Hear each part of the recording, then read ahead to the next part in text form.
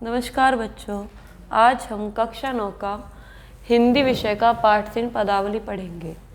इसकी रचनाकार मीराबाई जी है। सबसे पहले हम मीराबाई जी का जीवन परिचय देखेंगे। मीराबाई जी का जन्म 1498 ईस्वी में चौकड़ी गांव राजस्थान में हुआ था। इनके पिता राजा रत्न सिंह थे और पति भोजराज थे। मीराबाई जी के जीवन के विषय में एक कहानी है। कहा जाता है कि इन्होंने श्री कृष्ण जी को पति के रूप में कब स्वीकार कर लिया, इसके विषय में कोई भी नहीं जानता है। ये बचपन से ही श्री कृष्ण को अपना पति मानती थी और उन्हीं की पूजा पाठ किया करती रहती थी। चित्तौड़ के राजा राणा सिंह के जो पुत्र थे उनके साथ इनका विवाह हो गया भोजराज जी के साथ, किंतु विवाह के 10 वर्ष पश्चात भोजराज जी की मृत्यु हो गई।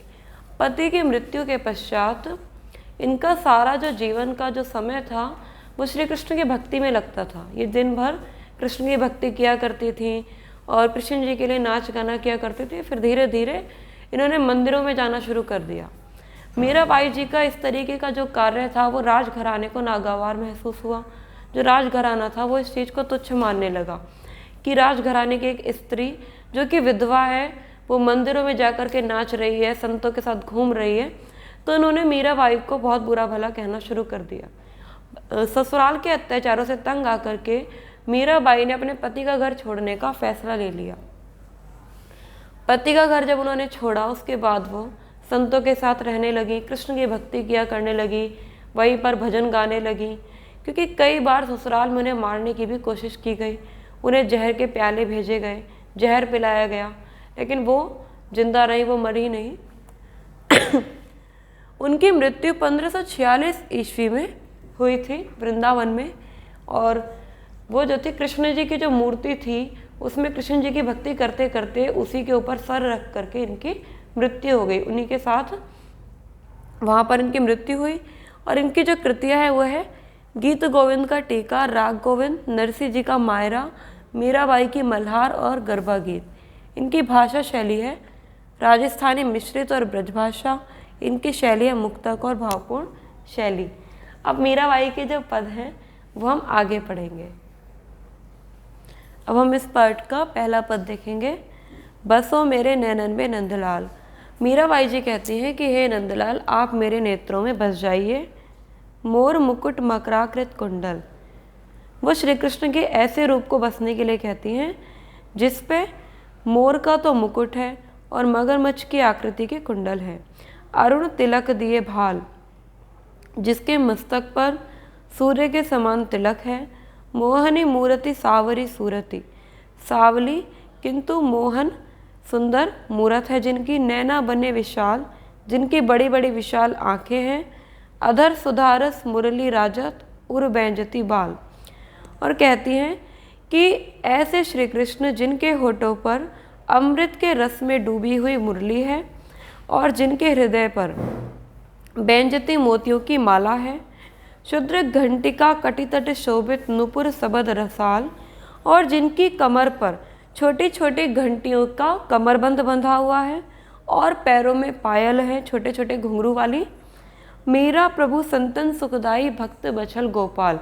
मीराबाई जी कहती हैं कि संतों के जो प्रभु श्री कृष्ण हैं वो बहुत ही अधिक आनंद देने वाले हैं भक्तों को और बहुत ही अधिक उन पर कृपा करने वाले हैं।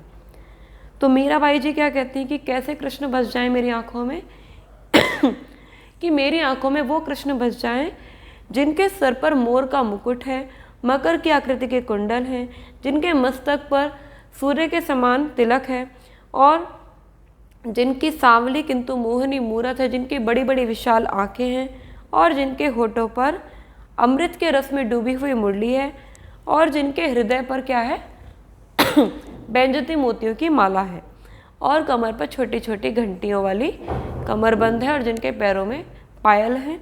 ऐसे मीरा के जो प्रभु हैं जो हमेशा ही संतों को सुख देने वाले हैं, वो उनके नेत्रों में बस जाएं। आगे मीराबाई जी कहती हैं कि पायो जी मैं तो राम रतन धन पायो, कि मैंने तो राम रूपी धन को पा लिया है। वस्तु अमोलक दी मेरे सतगुरु कृपा कर अपनायो, कि मैंने श्री कृष्ण जैसी अनमोल वस्तु को बहुत ही कृपा करके पाया। भगवान ने मुझ पर कृपा करी है तब मैंने कृष्ण जैसी अनमोल वस्तु को पाया है।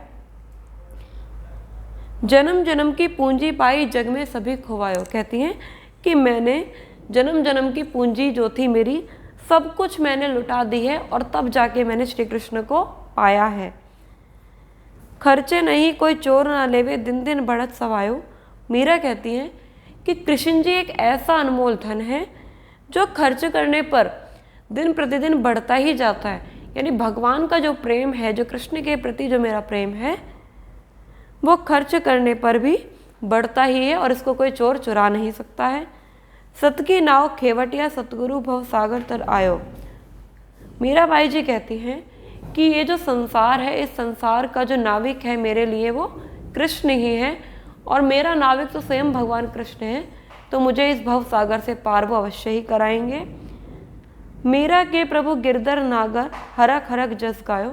और मीराबाई कहती हैं कि मेरे तो जो भगवान कृष्ण हैं वो भगवान है जिन्होंने अपनी उंगली पर पर्वत को धारण किया था। तो गिरधर पर्वत को धारण करने वाले भगवान श्री कृष्ण ही मेरे भगवान हैं और ऐसा कहते वो प्रसन्न हो करके उनका यशगान कर रही है।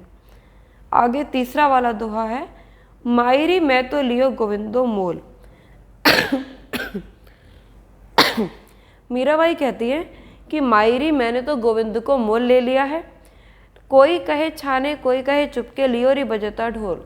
कि कोई तो सामने से कह देता है, कोई चुपके कह देता है कि भाई तुमने तो फालतू में पैसे वेस्ट कर दिए हैं, अपने कुछ काम की चीज़ नहीं ली है। कोई कहे मुँह को कोई कहे सूह को। कहते हैं कोई कहता है कि कोई तो महंगा बता देता है, कोई सस्ता बता देता है। लियो री तराजू तोल। किंतु मैं तो जानती हूँ कि मैंने बिल्कुल जांच परख के कृष्ण को तोल करके परख करके लिया है। कोई कहे कारो कोई कहे गोरो। कोई कहता है कि काला ले लिया है, कोई कहता है कि गोरा ले लिया है। लियो री अमोलक मोल। किंतु मैं जानती हूँ कि मैंने अनमोल वस्तु को लिया है।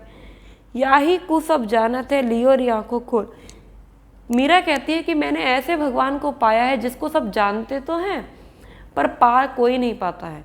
तो मैंने ऐसे भगवान को जिसको सब जानते हैं, उस भगवान को अपने आंखों को खोल करके लिया है। मीरा को प्रभु दर्शन दीने पूरब जन्म को कोल। मीराबाई कहती हैं कि मीरा जी को भगवान कृष्ण ने अपने दर्शन दिए हैं तो इसके पीछे जरूर ही उनके पूर्व जन्मों का कोई पुण्य परिणाम है जिसके कारण से भगवान ने मीरा को दर्शन दिए हैं। आगे है, मैं तो सावरे के रंग राची। अब मीराबाई कृष्ण जी की भक्ति में रंग रही हैं तो वो कह रही हैं कि मैं तो सांवले के रंग में रंग चुकी हूँ। साजी सिंगार बाधी पग घुंघरू। कि मैंने कृष्ण के लिए श्रृंगार किया है, पैरों में घुंघरू बांधे हैं। लोग लाज तजी नाची। संसार की जो मर्यादा है, जो लज्जा है, उसको त्याग करके नृत्य करा है। गई कुमति लई साधु की संगति भगत रूप भई साची। मीरा कहती है कि मैं सत्य रूप से, मेरी जितनी भी कुबुद्धि थी, जितनी भी मन की बुरी भावनाएं थी, वो कृष्ण के प्रेम के प्रभाव से नष्ट हो गई हैं और मैंने साधुओं की संगति कर ली है और अब मैं भक्त के रूप में एक सच्ची भक्तिन बन गई हूँ। गाय गाय हरि के गुण निज दिन काल ब्याल सुबाची। मीराबाई कहती हैं कि कृष्ण की भक्ति करते हुए मैंने अपने दिन रात बिता दिए हैं। दिन रात कृष्ण की भक्ति करते हुए, उनके यश का गुणगान करते हुए, उनका भजन गाते हुए मुझे समय की भी सुध नहीं रही कि दिन है या शाम है। मतलब मैंने दिन रात कृष्ण की भक्ति की है। उनबिन सब जग खारो लागत और बात सब कांची। मीराबाई कहती हैं कि कृष्ण के बिना सारा जो संसार है वो मुझे समुद्र के खारे पानी के समान तुच्छ लगता है और सब कुछ मुझे कांच के समान झूठा लगता है, क्षणिक लगता है। मीरा श्री गिरधर लालसू भगति रसीली जाची। मीरा कहती हैं कि मैं तो गिरधर लाल की ही हूँ और उन्हीं के भक्ति के रस में डूबी ही रहूँगी। तो मीराबाई ने इस पद्य में क्या बताया कि श्री कृष्ण के प्रति उन्होंने श्रृंगार किया है, उनके लिए उन्होंने सजी हैं, संसार के मर्यादा का भी ध्यान नहीं करा, संसार के सामने उन्होंने नृत्य करा है और साधुओं की संगति करी, साधुओं के साथ भजन कीर्तन किया है और दिन रात की भी परवाह नहीं करी और उन्होंने कृष्ण की भक्ति करी हो। तो ऐसा कहते हुए मीरा कहती हैं कि मीरा जो है वो कृष्ण की भक्ति में रंग चुकी है। अगला है, मेरे तो गिरधर गोपाल दूसरो ना कोई। मीरा कहती है कि मेरे तो केवल गिरधर गोपाल हैं, अर्थात जिन्होंने अपने हाथों पर क्या धारण किया है, पर्वत धारण किया है, ठीक है, और गायों को पालने वाले जो कृष्ण हैं, ऐसे गोपाल ही मेरे पति हैं। जाके सिर मोर मुकुट मेरे पति सोई, कहते हैं कि जिनके सर पर मोर का मुकुट है वही मेरे पति हैं। तात मात भ्रात बंधु आपनो ना कोई, मेरे पिता, मेरा भाई, बंधु, मेरा अपना कोई भी नहीं है, सब कुछ मेरे क्या है, वो कृष्ण ही है। छाड़ी दई कुल की कहानी कहा करिहै कोई, मीरा कहती है कि मैंने कुल की भी मर्यादा त्याग दी, अब चाहे कोई कुछ भी कहे, मुझे तो केवल कृष्ण की ही भक्ति करनी है। संतन ठीक बैठी बैठी लोक लाज खोई, मीरा कहती है कि संतों के पास बैठ बैठ करके मैंने संसार की जितनी भी शर्म थी, जितनी भी लाज थी, उसको भी मैंने त्याग दिया है। असुवन जल सींची सींची प्रेम बेली बोई, आंसुओं के जल से सींच सींच करके मैंने प्रेम रूपी जो बेल है उसको बो दिया है। अब तो बेल फैल गई आनंद फल हुई, मीरा कहती है कि अब तो प्रेम रूपी जो बेल थी वो सब जगह फैल गई है, अब उस पर आनंद रूपी जो फल है वो आएगा।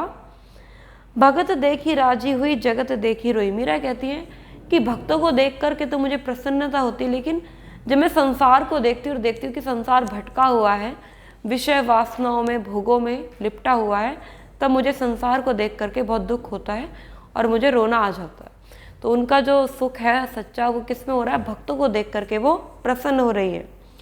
दासी मीरा लाल गिरधर तारो अब मुई, अब मीरा अंत में कहती हैं कि मैं तो श्री कृष्ण के चरणों की दासी हूँ, अब आप मुझे जो है इस भव सागर से पार कराइए। अर्थात मीरा जो है कृष्ण को ही अपना आधार मान रही है और उन्हीं को अपना सहारा मानती है।